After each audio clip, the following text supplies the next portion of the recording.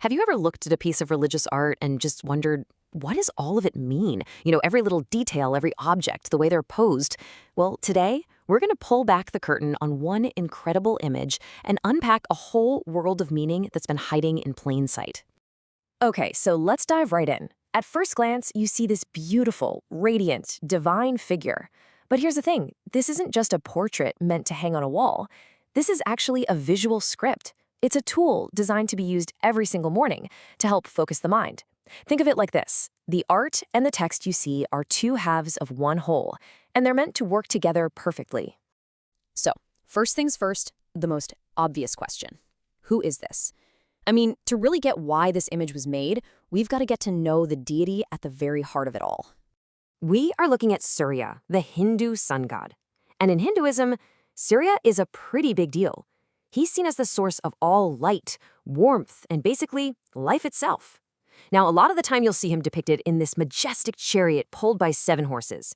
But that's not what's happening here. This version of him is a way more serene, way more meditative, and that, right there, is a huge clue about what this image is for. But you gotta look closer, because this is where the real story starts to unfold.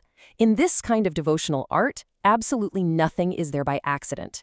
From the flower he's sitting on to the things in his hands, every single element is a symbol. It's like a visual language that tells a much, much bigger story.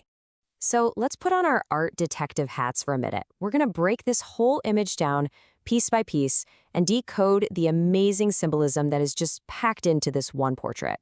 First off, just notice what he's sitting on. That's a lotus flower. Now, in many Eastern traditions, the lotus is this incredibly powerful symbol. Why? Well, it grows up from the mud and the muck at the bottom of a pond, but it blossoms perfectly clean and beautiful above the water. So, it's come to represent purity, sure, but more than that, it symbolizes this ability to rise above all the messiness of the world to reach enlightenment. And now, look at that incredible glowing aura all around him. You literally can't miss it. This is not just a pretty background. It's a visual way of showing his very nature as the sun god. It's all about his boundless energy, his cosmic radiance, his infinite power. And you're going to want to keep that exact phrase, infinite power, in the back of your mind, because we're going to hear it again later. The way Surya is sitting is also super important. This is the Padmasana, or the lotus position. You've definitely seen it before. It's probably the most famous meditation pose in the world.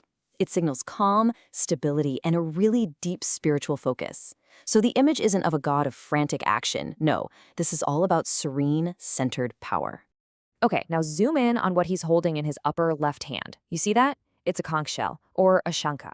In Hinduism, the sound that a conch makes is associated with Om, the primordial sound that the universe was supposedly created from.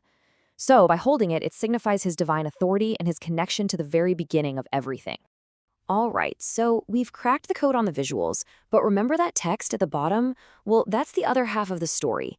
It's a prayer in Sanskrit that basically gives a voice to all those symbols we just talked about. Let's check out what it says. So the first line goes like this, Pratyar bhajami savitaram ananta shaktan. And just listen to how this translation connects right back to what we just saw. It says, in the morning, I worship Savitar, which is another name for the sun god, of infinite power. There it is. The prayer literally calls out the exact quality that radiant aura was illustrating for us. The words and the art are in perfect sync. The prayer keeps going. Papawa shatru bhayarogaharam param cha. And this line is so key, because it shows that this is not just some abstract worship. The person saying this prayer is actively asking Surya for protection, for help with the real-world stuff. They're asking him to take away the biggest things that get in the way of peace, sin, enemies, fear, and sickness. And then the final lines just zoom out from the personal all the way to the cosmic. Tam serva loka galana makakala murtim gokanta bandhana vimochanam adidevam.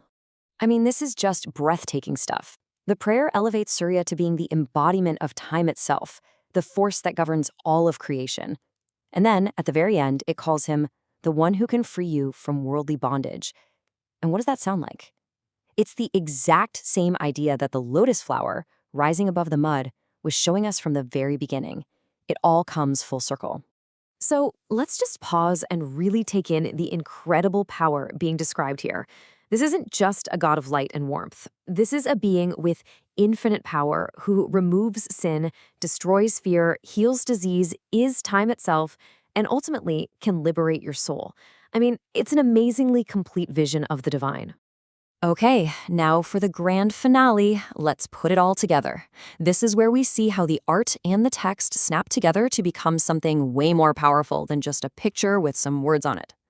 So this type of prayer actually has a specific name. It's called pratahasmaranam, which basically translates to morning remembrance.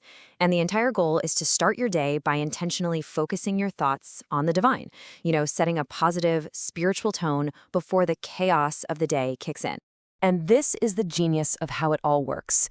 The image of Surya gives your mind a solid visual anchor, something to lock onto. And as you're looking at all those symbols of purity and power and calm, you're reciting the prayer, which reinforces all those same ideas with words.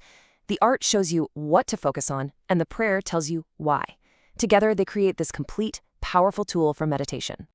So, you see, this ancient image in prayer is so much more than a cool historical artifact.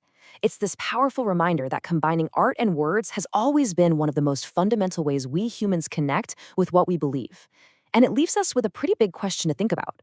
In our own world today, which is so saturated with images and text, how are art and words being used to shape what we believe and how we see our own place in the universe?